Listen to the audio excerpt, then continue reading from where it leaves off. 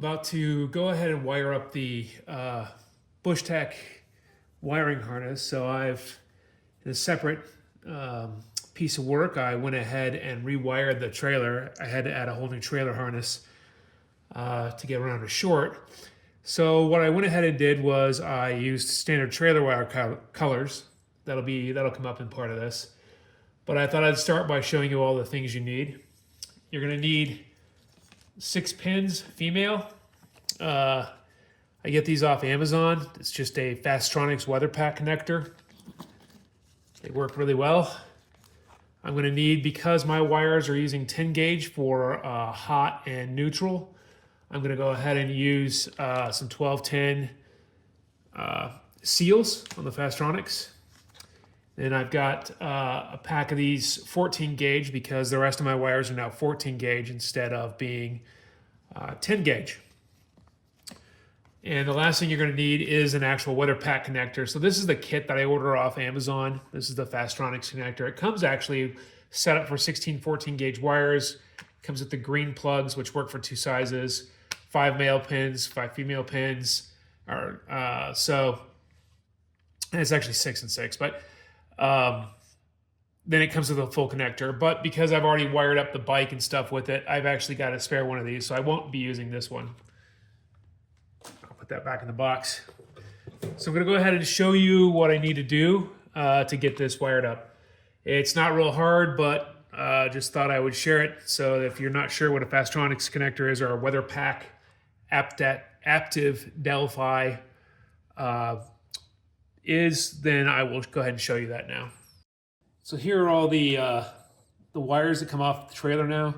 You can see the white and the red are 10 gauge.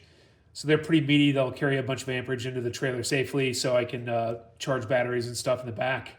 Then I bought a 14 gauge 4-wire harness, split them off, got rid of the white wire, and then I have a blue wire that was from another project. So I went ahead and kept that 14 gauge blue wire. So you can see the different gauges of wires.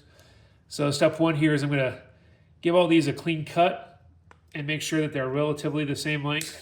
Makes it easier to deal with. As I put these together. So now they're all roughly the same length.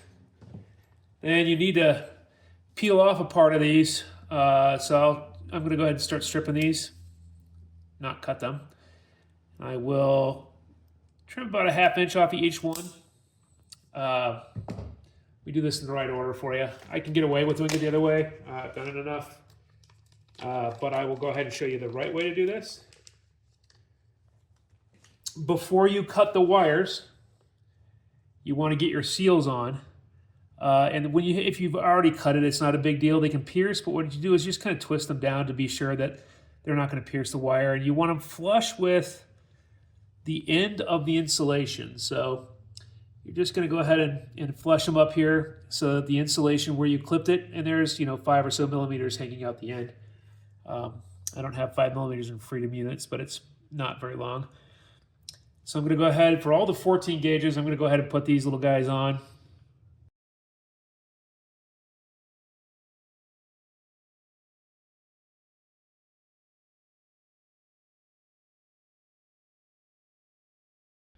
And go ahead and strip these other wires, about 5 millimeters.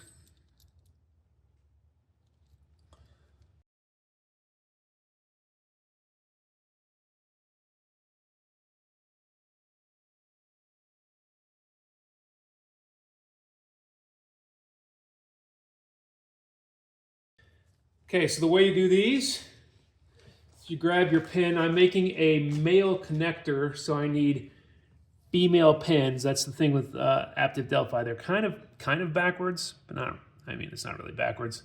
What you're looking for here is that the wire comes up through the first little 2 pieces here. There are 3 tabs. You only want the first 2. The first 2 tabs are the pinch to wire. The 3rd tab is actually a stop to keep the pin from going too deep into the connector.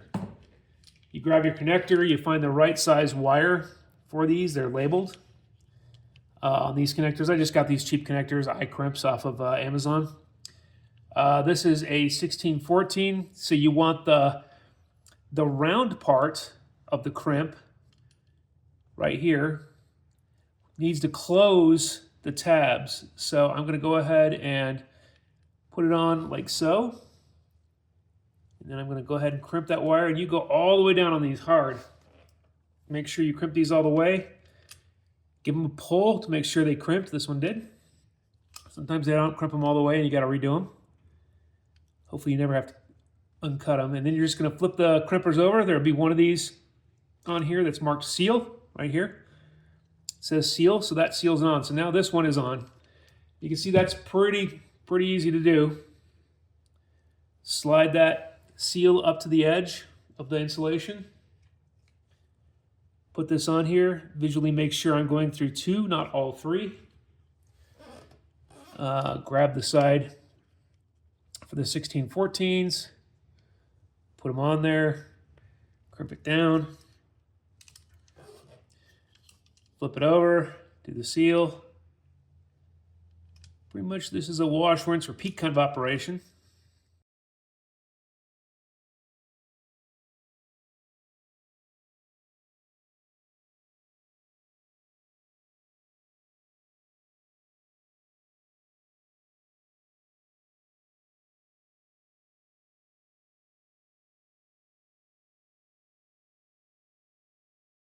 Make sure this goes on my sleeve. Make sure my wire fits in there. That's a hair too long, so I'm going to go ahead and clip that off.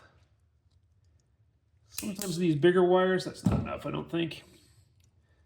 Sometimes these bigger wires, I end up having to really mash it in there. I need a hair more off of that one. And with these, it's more important. The length is a little more important with these because they're so thick. All right, so now that's in the right length. I need to make sure I get it all the way in there. Now these don't like to crimp because they are bigger than my crimps will actually support. These are 10 gauge wires. Crimps only go to a 14 gauge. So I gotta really give it some tension on the piece there and make sure it does not come off. And we're good.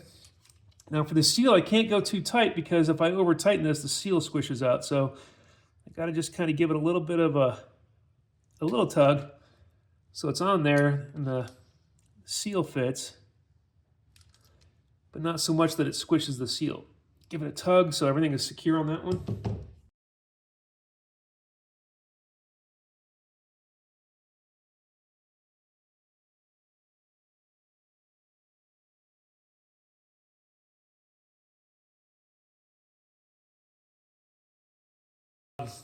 Got all the wires pinned up like we just made the wires, so now we have to put it inside of this. This is the actual connector that will hook up to the bike. It also matches the one that was coming off the trailer. So off the Bushtec trailers, the male pins go on the trailer side. And male pins get female sockets inside. It's just Aptiv is a little bit backwards that way, or I don't know. It seems weird to me.